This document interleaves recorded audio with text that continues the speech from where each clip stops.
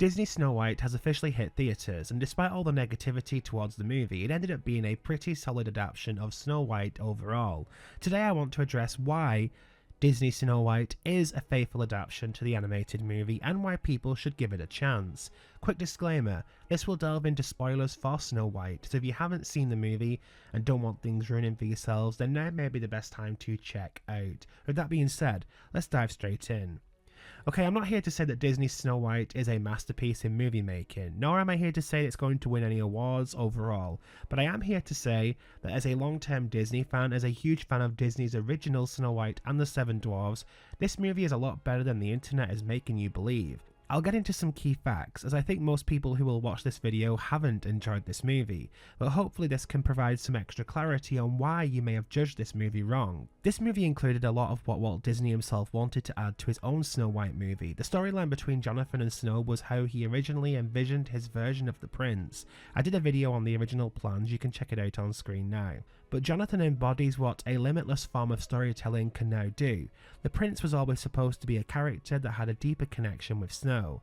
He was always supposed to be a character that was heroic. The entire sequence where he's captured by the Queen, then guided to Snow by the animals in the forest was taken directly from a deleted sequence from the original Snow White cartoon, meaning this lost plot point finally has been brought to life. His role of being more of a Robin Hood character was inspired by Walt's own notes, which stated that he wanted the prince to become an embodiment of Errol Flynn. Errol Flynn, who was famously known for his role as Robin Hood in the 30s. Adding to this, he also wanted a comedic dynamic between the prince and Snow, but ultimately changed his mind when he decided to focus more on the Queen when the animators struggled bringing the prince to life. The evil Queen being directly responsible for Snow's father's death was also within Walt Disney's original plans for the movie.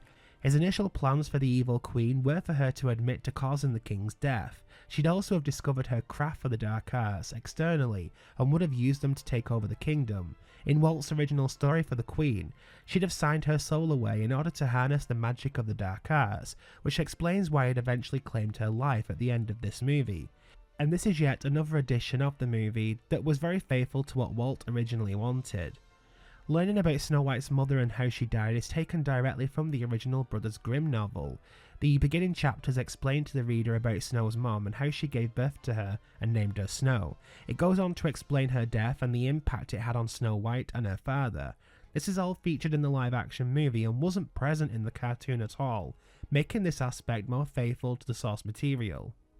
Now, adding to the source material thing here, the ending of the live action is also more faithful to the original novel too. In the book, the story closes off with Snow White marrying the prince. Just before we see that, the evil Queen is told by the magic mirror that Snow White will always be the fairest in the land, which is the ultimate defeat for her. The live action movie keeps this ending and combines it with the animated movie, making it a homage to both climaxes of the story. And finally, which is a pretty important one, Walt Disney never wanted the dwarves in Snow White to be referred to as dwarves. He always called them little men. He didn't want the characters associated with real people with dwarvism. He instead wanted them to exist within the movie itself as little men who assisted Snow White on her journey. The dwarves were crafted to be fairy tale creatures more than they were representative of the dwarf community. The dwarves were included for comic relief, and doing so at the expense of real people was something that he and the animators decided they wanted to avoid. It's brief, but I hope you can see how elements of this movie you may have disliked may actually have more sense now. The film once again isn't perfect, but if you keep a lot of this in mind, it actually honours the story's legacy a lot, not just the Disney adaptation, but the original novel too. And that's it for today's video. I hope you've enjoyed this trip down Disney Lane. If you enjoyed this video, don't forget to like and subscribe. Thank you so much for watching, and we hope to see you back here to delve into more of Walt Disney's Diaries.